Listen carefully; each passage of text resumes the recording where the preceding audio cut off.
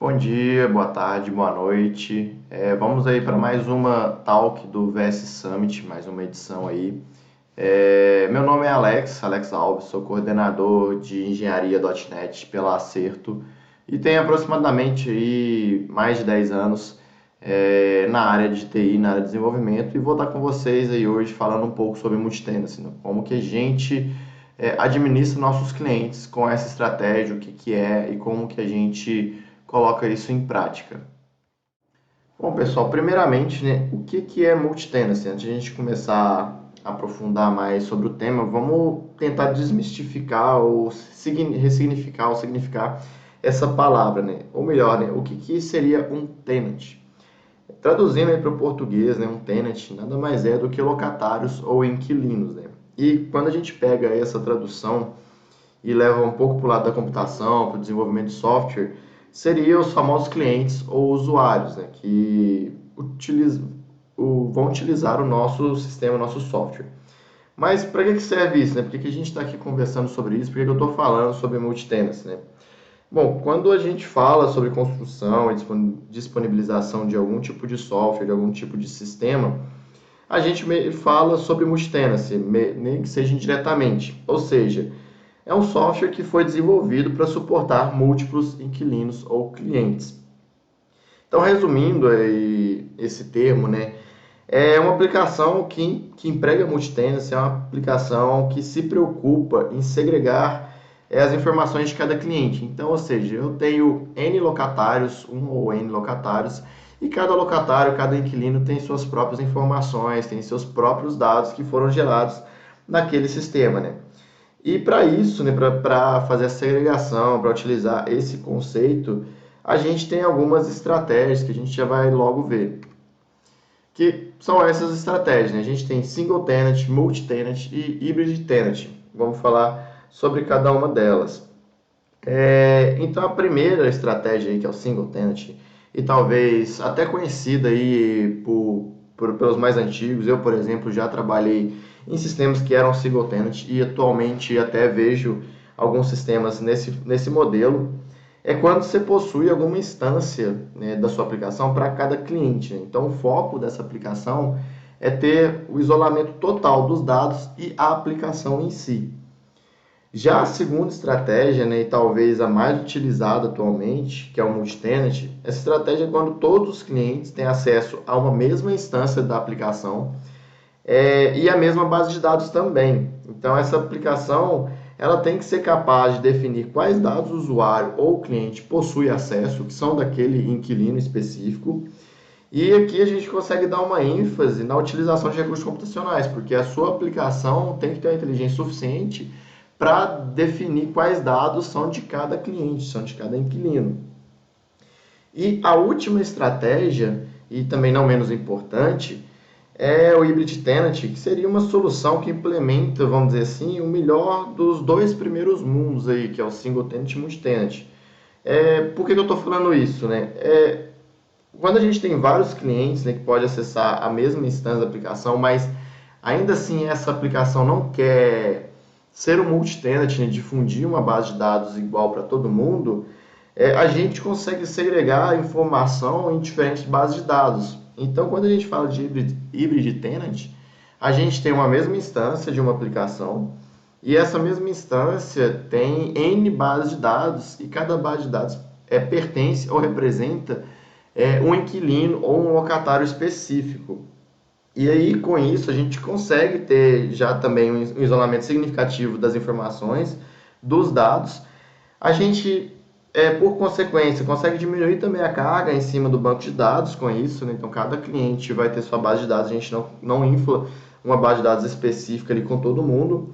E ainda assim, a gente consegue também dar ênfase na utilização de recursos computacionais, porque a aplicação idem o multitenant, agora ela tem que ter inteligência para saber qual base de dados vai puxar e não apenas quais dados pertence àquele cliente dado uma mesma base de dados, que é igual o multitenant.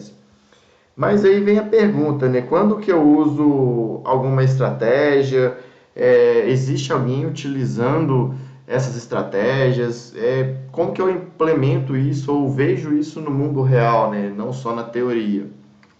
Bom, vou falar um pouco para vocês alguns casos de uso aí que eu vou tentar enaltecer aí, eles. Então, quando a gente fala aí de novo de single tenant, que seria o isolamento total da aplicação e do dado, a gente consegue ver isso mais claramente em aplicações desktop, em aplicações que são on-premise, que não rodam necessariamente numa cloud. Lembrando, pessoal, que uma coisa não exclui a outra. Podemos ter sim single tenant em aplicações web, em aplicações rodando em cloud. Mas, voltando aqui, há um tempo atrás, talvez não muito distante, programas de contabilidade, por exemplo, e programas também do governo eram single tenant, onde você precisava baixar uma aplicação no seu desktop, no seu computador, para ter acesso aos seus dados bancários, a sua conta corrente, por exemplo. E esse sistema tinha a particularidade para o seu acesso ali. Ele validava, por exemplo, o que tinha no seu computador, se estava ok ou não, se estava seguro o suficiente ou não. Mas aí vocês podem talvez me perguntar, mas Alex, single tenant é receita apenas para aplicação desktop? Novamente, não. Igual eu comentei com você, existem aplicações na nuvem que também são single tenant. Então, dependendo da empresa, do seu ramo de negócio, às vezes você precisa fazer alguma integração com algum parceiro, e cada parceiro aí tem suas particularidades. Então, com isso, talvez o caminho mais prático, entre aspas, é segregar as aplicações onde cada uma atende um parceiro. Às vezes você não vai ter um tempo hábil para estudar uma forma de você reaproveitar o código numa única aplicação. E cada parceiro tem suas regras muito específicas, você acaba optando por ter uma API ou um integrador específico para cada parceiro ali que você precisa se conectar. Então, basicamente isso você costuma ver talvez em startups, né, que não tem muitos recursos, não tem um tempo hábil suficiente, como eu comentei. A startup precisa rampar muito rápido, precisa dar algum resultado ali, porque ela depende do retorno dos clientes dela para sobreviver, para continuar avançando.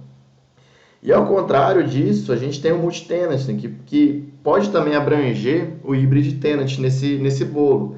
Então, normalmente, podemos ver esse tipo de cenário em aplicações SaaS, né, que é Software as a Service. Então, Twitter, Mercado Livre, Spotify e produtos B2B, normalmente a gente se implementa multi-tenant, né, até porque seria um pouco inviável, por exemplo, o Mercado Livre ou Spotify dar uma exclusividade nas aplicações dele, nas instâncias, para cada cliente cadastrado na plataforma. Pois então eles teriam milhões de aplicações para cada instância, né? Milhões de instâncias da aplicação para cada cliente. E isso começa a ficar inviável, começa a ficar muito custoso manter isso. E tem também a base de dados, que começa também a ficar custoso. Geralmente essas empresas grandes não possuem apenas um software monolito também, isso possui N microserviços, onde cada microserviço faz alguma determinada coisa. Então isso só aumenta ainda mais a cartela de software de instância que você tem da manutenção. E por fim, nenhum case aí de hybrid tenant, para não deixar no vácuo, não coloquei no slide, mas é porque é muito difícil você identificar o que é de fato multi-tenant e o que de fato é um híbrido. Não tem muito claro isso no mercado em si. Mas, trazendo um pouco da experiência de algum lugar que eu já trabalhei, a empresa fazia software de laboratórios, né? Então, sistemas demandavam algumas particularidades, até por questões regulamentares, né? Não sei se hoje ainda é assim.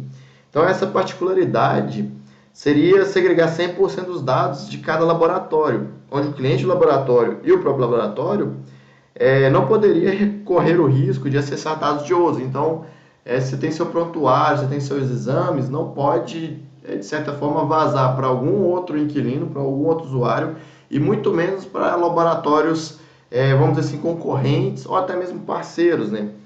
Então, a gente, nesse caso, a gente tinha restrição apenas da informação, mas não necessariamente a gente precisava segregar de fato a aplicação.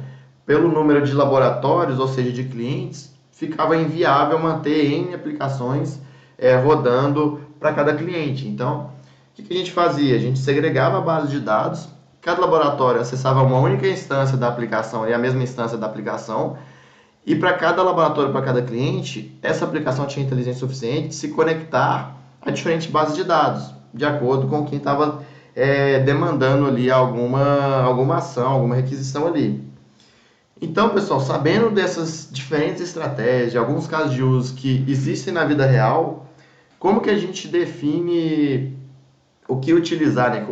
Quais são os prós e contras, quais pontos que a gente tem que considerar na hora de escolher o que a gente vai fazer. Se a gente vai fazer uma aplicação desktop para cada cliente ali específico, a gente vai ter uma instância para cada um, ou até mesmo uma aplicação web na cloud, onde a gente vai construir particularidades ali, desenvolver softwares novos para cada cliente específico, ou a gente vai ter um que vai tentar englobar todos, enfim, como que a gente, o que a gente tem que considerar nesse bolo todo. Então, para definir, eu coloquei esses 3 bullet points aí, que eu acho que são bem interessantes na hora de pensar sobre no momento de desenvolver. Como você quer deixar a sua aplicação customizável, de fácil manutenção e evolução. Se você for para uma aplicação multi-tenancy, isso é praticamente orgânico, porque qualquer modificação que você for fazer já vai alterar para todos os seus inquilinos.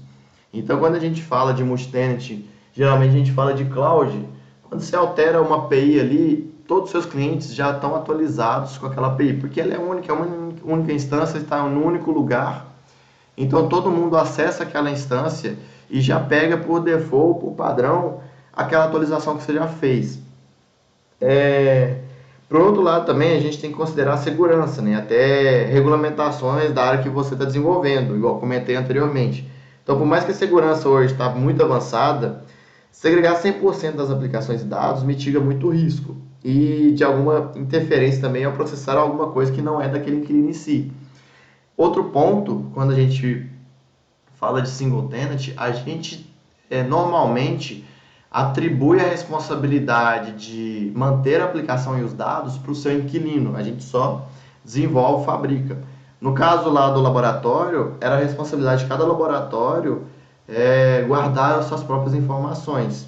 Então, ainda tem esse ponto que dá para levantar e ver qual a necessidade, o que o seu cliente está pedindo, o que ele quer. Se ele quer ele mesmo se assegurar que está tudo ok com o lado dele, ou se quer deixar para você a cargo da segurança. E por fim, não menos importante, né, seriam os custos. Né? Ter uma aplicação SaaS hoje pode te gerar custos, ainda mais levando em consideração a arquitetura que você vai estar implementando, empregando ali, qual cloud você vai usar N microserviços ou não, enfim. Isso pode gerar custos. Em contrapartida, uma aplicação desktop pode demandar mais mão de obra e tempo. Né? Ou então, vou modificar minha frase, uma aplicação single tenant pode demandar mais mão de obra e tempo, porque você tem N aplicações que, em teoria, fazem a mesma coisa, só que de formas diferentes. Então, quando você vai customizar algo, ou você customiza algo para um cliente específico e os demais não têm essa atualização, esse acesso, ou então você tem que bolar alguma coisa para atualizar organicamente os demais clientes, as demais instâncias. E isso também se torna um agravante quando é questões de manutenção, correção de bugs.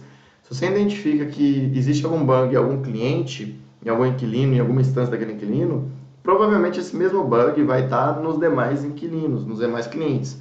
Então, o tempo de você atualizar isso e estar todo mundo normalizado pode demandar um certo tempo que pode te custar alguma penalidade. Enfim, pessoal, são pontos importantes que sempre temos que pensar no momento que a gente vai criar alguma coisa. Então, customização, manutenção e evolução são muito importantes. Segurança, que preza pela credibilidade da sua empresa para não vazamento de dados, não ter interferência. E o custo, principalmente, porque você tem um budget para ser gasto, ou para gastar, você tem um limite. Até onde vai esse limite seu? Quanto você vai gastar? Mas enfim, pessoal, a gente já falou aí pontos a considerar, o que é um multi-tenancy, as estratégias. Como que funciona isso de fato na prática, né? Como que a gente pode implementar isso?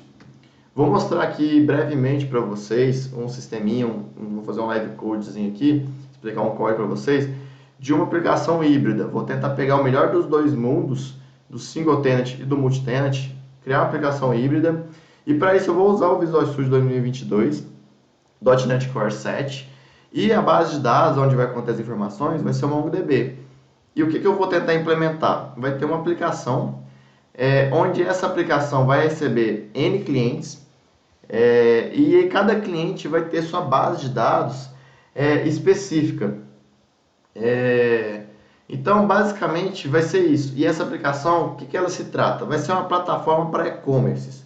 Ou seja, eu sou um e-commerce X e você é um e-commerce Y. Eu vou criar o meu e-commerce dentro dessa plataforma e a partir desse momento eu vou cadastrar produtos onde eu posso comercializá-los dentro dessa plataforma para o meu e-commerce.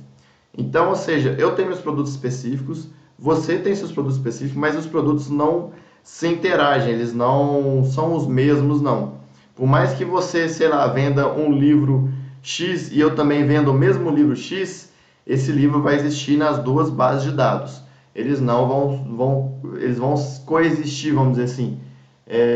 Então é basicamente isso que eu vou tentar implementar. Uma aplicação com N base de dados, onde cada cliente vai ter sua base de dados, cada e-commerce no caso, vai ter sua base de dados com a sua cartela de produtos ali, com a sua prateleira, para mostrar aí como que fica cada caixinha. Pessoal, já abri aqui o meu Visual Studio, já estou com a aplicação aqui aberta. Então, antes da gente mostrar códigos de fato, vou explicar aqui brevemente como que está segregado ou separado, organizado a arquitetura desse projeto aqui. Primeiramente, a gente tem essa pastinha domain aqui, domains, que é onde ficam as regras de negócio, nosso core business. Então, o cadastro, registrar alguma coisa, fazer login, validar o próprio domínio, vai estar aqui dentro. Depois a gente tem a infraestrutura. O que é esse cara aqui? É onde está a conexão com adaptadores externos, é onde está algum tipo de configuração do próprio multitenant, por exemplo. Então, quando eu falo adaptador externo, é a própria base de dados. Então, aqui eu vou ter configurações para conectar a minha base de dados e para também fazer operações dentro dela. E também alguma coisa que represente o meu multitenancy aí, meu tenant no caso. Depois eu vou ter minhas controllers aqui. Isso aí é meio que básico do .NET dessa estrutura, que nada mais é do que a nossa porta de entrada para efetuar algum tipo de ação nessa aplicação, para causar algum tipo de sensibilização. E por fim, tem os use case, que é onde, dado alguma sensibilidade na minha controller, na minha porta de entrada, ele vai pegar alguma coisa que está configurada na infra, né? Vai pegar minha infra e o domínio para fazer alguma coisa, fazer alguma operação, modificar ou criar algum dado nessa aplicação, para gerar algum side effect. Depois disso, essa é basicamente o modelo, como está organizado o código. Vou entrar aqui um pouco no detalhe no domínio. Eu fiz ele baseado superficialmente, tá pessoal? Não leve isso ao pé da letra. Mas fiz ele baseado no Domain Driven Design. Ou seja, eu trago aqui alguns pontos de agregações, ou seja, eu trago o que são contextos do meu domínio, quais agregações, raízes que representa cada contexto, o que tem cada uma. Então, descendo aqui um pouco, eu tenho duas agregações, ou seja, eu tenho dois contextos, que seria conta e produtos. Produtos aqui a gente pode talvez chamar de warehouse, que é algo mais amplo, que talvez representaria melhor um contexto. Então, eu tenho duas agregações, e essas duas agregações vão ser a minha representatividade da plataforma de e-commerce, onde eu tenho uma conta, que seria a conta de e-commerce, onde ele tem regras de negócio, que eu mencionei anteriormente, tem o meu handle aqui de registrar uma conta, então ele vai se, entre aspas, autocriar ou se auto-preencher, dado uma nova instância, vai preencher os dados dele, vai informar se o acesso à conta ou não está válido daquele cliente.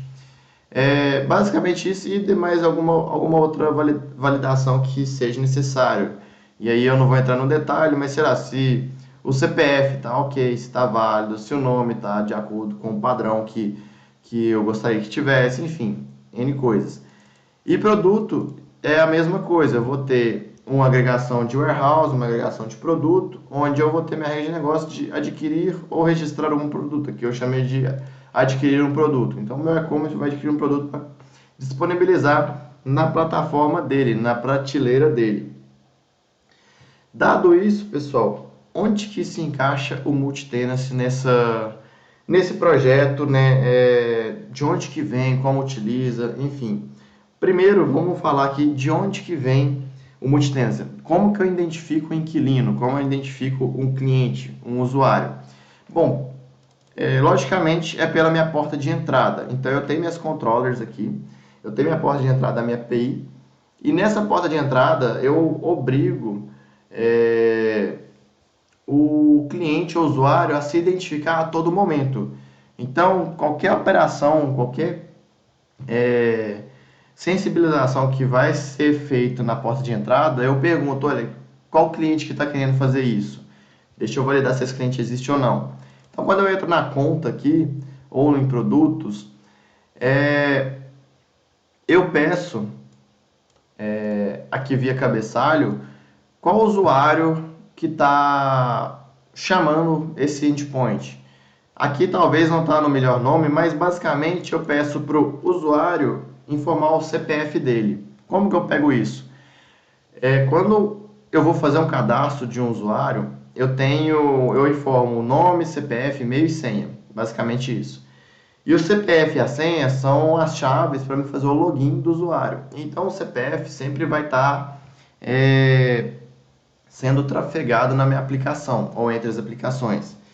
Então, dado isso, eu sempre estou solicitando na minha porta de entrada qual o CPF do usuário ou do inquilino que está querendo fazer algo, registrar algum produto ou recuperar os produtos que ele registrou, que ele cadastrou. Então, isso é de onde vem o identificador. É, de certa forma, muito simples, não tem muito segredo nesse ponto. Tá, mas e o multi-tenancy? Onde entra isso? Antes de entrar na implementação do multi-tenancy, eu vou ressaltar aqui, eu vou fazer uma observação, que eu utilizo uma lib para me auxiliar nisso. Essa lib é esse cara aqui, esse saskit.multitenancy. Ele vai me ajudar a pegar esse identificador, injetar na minha arquitetura, na minha aplicação, onde em qualquer ponto da minha aplicação eu consiga recuperar esse identificador para fazer algo. Então, essa lib me ajuda a fazer isso. E eu uso ela necessariamente, especificamente, na verdade, nesse middleware aqui. E aqui começa a brincar com o tenant.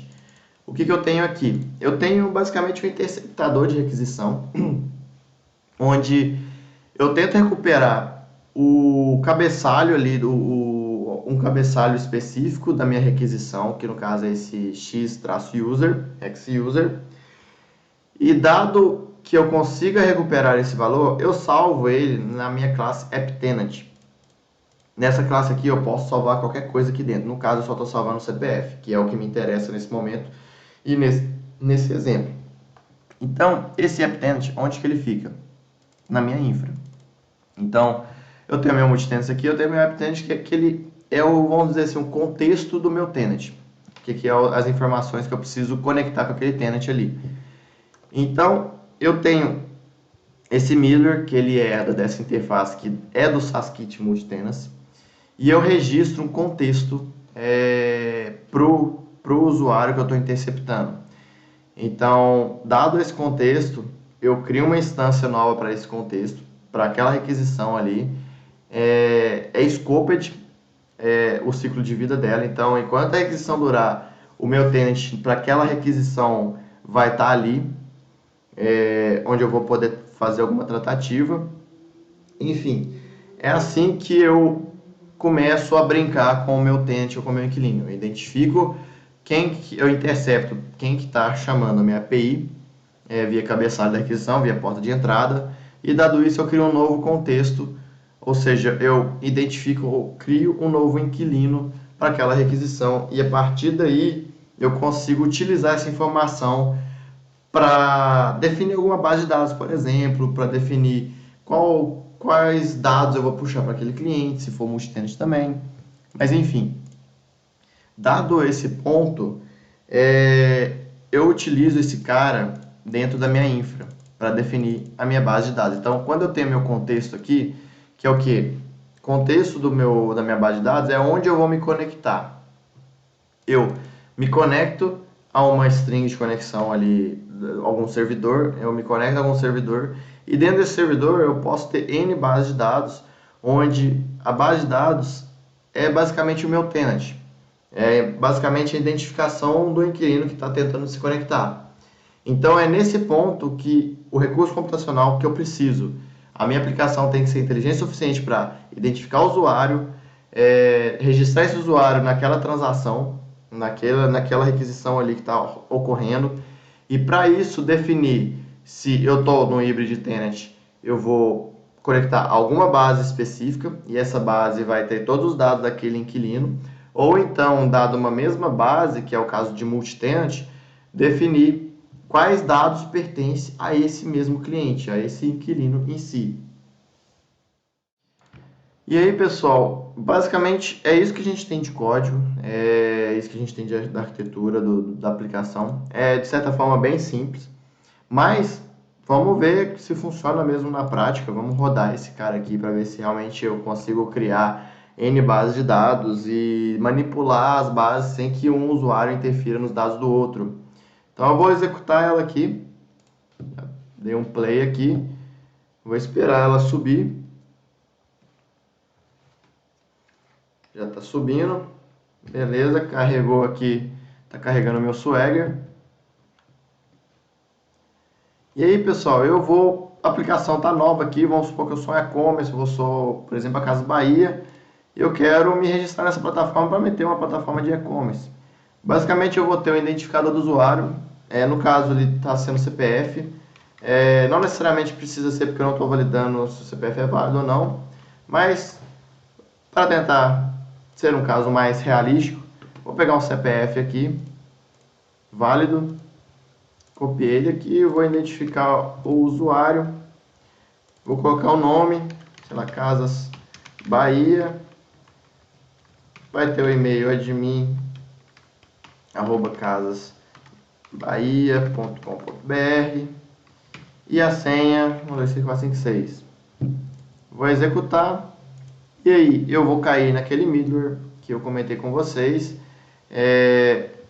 Estou criando uma variável do tipo contexto do tenant, contexto do tenant. E aí aqui eu vou validar se eu consigo ter esse X-User. Então, se eu for entrar aqui nos cabeçalhos disponíveis, eu vou ver que eu tenho 18 cabeçalhos.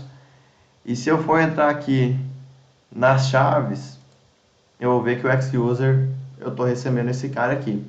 Então, ao tentar recuperar ele, está aqui o CPF que eu acabei de informar, ali no cabeçalho da minha requisição. Vou atribuir ele ao meu contexto, então eu vou colocar um breakpoint aqui, na hora de conectar. E vou executar. Vou puxar minha string de conexão para criar um client. E a minha base de dados, está vendo aqui que o meu AppTenant já está preenchido. Eu tenho, via injeção de dependência, o CPF, ou pode ser CNPJ também, algum identificador, que representa a minha loja, o meu e-commerce ali que quer negociar. E aí eu puxo a base de dados. Como a base de dados não existe, eu vou abrir aqui meu gerenciador. Tem só as bases padrões, default, que eu tenho no Mongo quando eu crio a imagem dele. Posso dar um refresh aqui, não tem nenhuma base nova. Quando eu rodar aqui, ele já deve criar a minha base para mim. Ainda não, porque eu não inseri nenhum registro. Então, vou dar um F5 aqui. Beleza, minha aplicação executou. Está aqui o ID do meu e-commerce, da minha loja. Deu 201, criado. Vou voltar aqui na minha base de dados. E vou dar um refresh. a base do e-commerce está aqui criado com a collection de conta. Então a informação da conta, a informação da Casas Bahia está aqui, identificador, e-mail e a senha dele. Vou criar mais uma, só para a gente poder brincar aqui um pouquinho mais. Aí a gente vai começar a registrar produtos para diferentes lojas. Então um é a Casas Bahia e hoje vai ser a Lojas Americanas. Tá aí meio polêmica aí, mas enfim, não vou entrar nesse mérito. Americanas. Vou executar, vai cair ele também no meu tenant. Mas aí então, pessoal, eu vou colocar um outro breakpoint de registro, na verdade, onde eu vou chamar a base de dados de novo. Vou ver, colocar um refresh aqui. Ainda não tem minha base nova. A partir do momento que eu começo a manipular o dado, eu vou criar nova conta. Vou atribuir as informações para ela. Só então, depois de eu fazer a operação para uma base de dados que não existe, o próprio Mongo já cria essa base de dados para mim. Então, acabou de inserir ali. Se eu for ver aqui, a base já está aí existente. Então, eu tenho duas lojas registradas no meu sistema. E agora, esse sistema tem que ser capaz de ser inteligente suficientemente para identificar qual loja que ele está trabalhando naquele momento para registrar algum tipo de produto. Então, no caso aqui, eu vou pegar a loja da Casas Bahia, vou ver quais tipos de produtos eu registrei aqui no meu domínio. Então, eu tenho aqui o Product Type, eu tenho livros e banner. Então, eu vou registrar aqui já de uma vez o tipo, que é Name Value, nome vai ser o tipo livro. Isso aqui é o enumeration, tá, pessoal? Não é um famoso enum. Poderia ter deixado isso aqui um pouco mais simples, mas eu não fiz isso ainda. Mas aí eu vou registrar um livro, sei lá, Harry Potter. O valor desse livro vai custar 120. Aí a moeda também eu não especifiquei. E lembrando que ele tem que registrar para Casas Bahia. E eu acabei de cadastrar agora a Lojas Americanas. Então eu vou executar aqui. Vai cair no meu tenant de novo. Ele vai identificar que é esse cara aqui, Casas Bahia, no meu tenant. Vai puxar a base de dados dele e vai registrar o produto naquela base. Então ainda não tenho nada. Se eu for entrar aqui, não tenho nenhuma collection nova, só tem a conta. A partir do momento que eu faço algum tipo de operação, eu posso vir aqui e dar, refresh all. O produto já está registrado para Casas Bahia. Se eu for entrar aqui na Lojas Americanas, não tem nenhuma nova collection, não tem nenhum produto novo cadastrado. Ah, Alex, mas e para recuperar esses produtos aqui? Poxa, eu posso vir aqui, dar um get, vou informar qual loja que eu estou trabalhando naquele momento, que está acessando a minha plataforma, vai puxar do meu tenant, vou tirar esse breakpoint, e ele vai puxar exatamente o livro do Harry Potter. Se eu formar a outra loja, que seria a Lojas Americanas, ele vai me trazer um erro 500, porque eu não tratei quando não tem elementos, mas, ou seja, essa collection não existe na minha base de dados. Ele deu um erro falando que não tem nenhum tipo de elemento. Vou cadastrar um novo produto agora, diferente, para Lojas Americanas. Vai ser o livro, sei lá, chamado DDD, do Paul Vernon, do Eric Evans. Não vou especificar. Esse livro vai custar R$310, ou 310, não tem uma moeda especificada. Livro cadastrado. Vamos ver aonde ele apareceu. Se eu der um refresh aqui nessa base, ó, agora eu já tenho uma collection de produto. O livro do DDD está aqui. Vamos verificar se na collection de produto da base da Casas Bahia não sofreu nenhum side effect. Vou dar um outro refresh aqui. Se eu acessar esse cara, ainda continua o livro do Harry Potter. Vou registrar mais um aqui, pessoal, só para Lojas Americanas. Vou chamar aqui de Scrum. Vai ser um pouco mais barato. 60 aqui. Vou registrar mais um livro. para lojas americanas. Agora vai ter 2 livros. E vamos recuperar esses livros. Se vai trazer da forma correta ou não. Vou puxar primeiro da loja americana. Antes não tinha nada. Agora tem 2 livros. Os respectivos livros que eu acabei de registrar para aquela loja. E depois vamos testar para Casas Bahia, que vai trazer exatamente o livro que está lá sendo registrado para aquela plataforma, para aquele e-commerce, né? Vamos dizer assim. Então, pessoal, basicamente é isso que é o multitenant. A gente segrega a informação e a informação do cliente X, ou do inquilino, ou do locatário, seja lá como você vai chamar, ou do usuário, vamos dizer assim, a informação é só dele. Então a gente segrega a informação para aquele cliente, para aquele usuário, e nenhum outro usuário, nenhum outro cliente vai ter acesso a esse tipo de informação, a informação do outro. E para segregar, a gente tem essas diferenças. A gente pode segregar, igual eu mostrei aqui agora, da forma híbrida, que é uma base de dados para cada cliente, e aí você só recupera a base que você quer puxar os dados. Ou então você pode ter a mesma base para N clientes, e aí você tem que ter algum tipo de estratégia para identificar como que se recupera isso para aquele cliente sem atravessar nenhum tipo de dado que não possa ser trafegado. Aí tem estratégia de pegar o ID do cliente, sempre fazer algum tipo de relacionamento entre uma coleção ou outra. Enfim, quando a gente fala de mesma base, geralmente a gente tem algum identificador forte para aquele cliente e a gente só recupera todos os relacionamentos para aquele determinado cliente. Bom, pessoal, concluindo então de tudo que a gente viu até agora, após o live code aí que vocês puderam ter uma noção um pouco aí sobre como que a gente segrega a informação, no caso híbrido. Trouxe uma imagem que representa tudo que a gente vem discutindo e vem conversando desde o início da talk, né?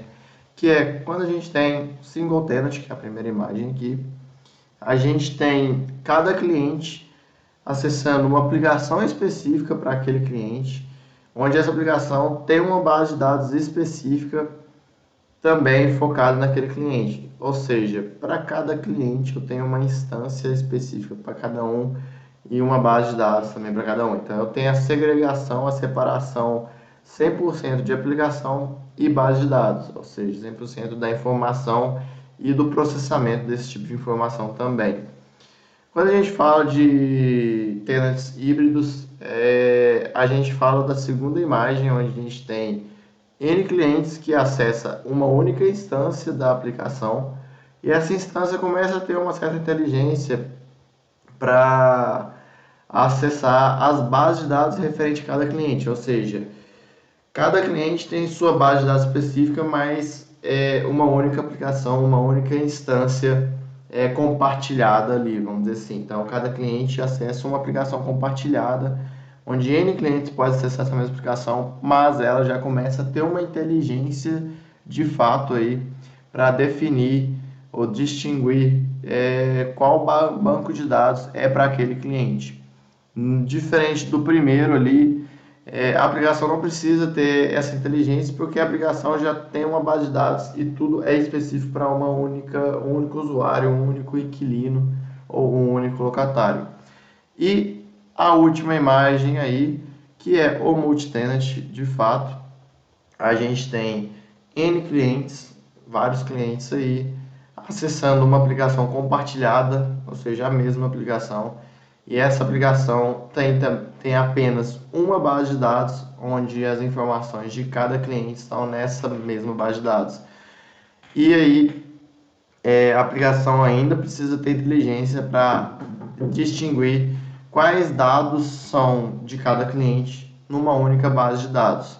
Então já começa a misturar entre aspas, tá, pessoal? Mas começa a conter informações de diferentes clientes no mesmo local.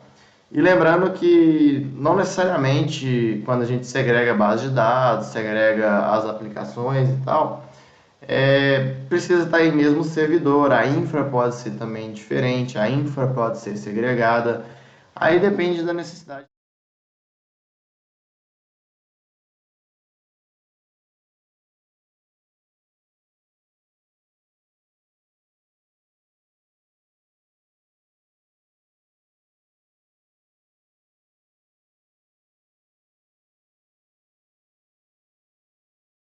Era isso que eu gostaria de apresentar para vocês. Quero falar um muito obrigado aí para todos que compareceram e estão vendo essa live aí. Espero que tenha gerado vários insights para vocês. Espero que vocês tenham entendido o que é um single tenant, multi-tenant, hybrid tenant. É, No mais, eu vou deixar algumas referências, alguns materiais de estudo aí, onde fala um pouco mais a fundo o que é cada um deles, explica aí um pouco mais a fundo, tem mais exemplos teóricos aí também do que é cada um. Então são quatro referências que eu gosto bastante quando a gente fala de multitenas, quando a gente fala de como que a gente parte de alguma estratégia de implementação. Um último ponto, pessoal, que eu mostrei agora no Live Code, a gente não precisa necessariamente de uma lib para trabalhar com multitenancy. Quando a gente está trabalhando com multi-tenant em si, que é uma mesma aplicação e uma mesma base de dados, a gente tem estratégias dentro do próprio banco de dados ou da própria aplicação para recuperar esses dados.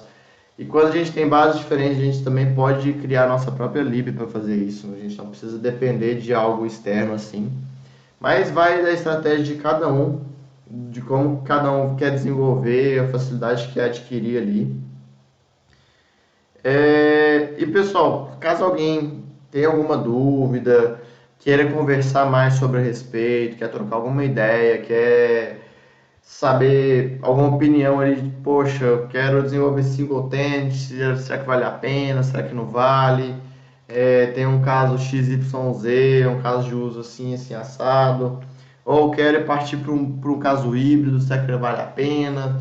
Para base de dados tal, alguma tecnologia específica, enfim, deixo aí um QR Code onde vocês podem escanear, vai direcionar para o meu Linktree e lá vai ter o direcionamento para o meu e-mail, para o meu LinkedIn, para o meu GitHub também, tem alguns projetos no GitHub bem bacanas ali que eu coloco, deixo algumas POCs. Esse projeto do Live Code já está no meu GitHub, então se você entrar ali, pode digitar ali POC e traço multitense, se não me engano, que vai estar lá, vai estar o código lá. Aceito contribuições também.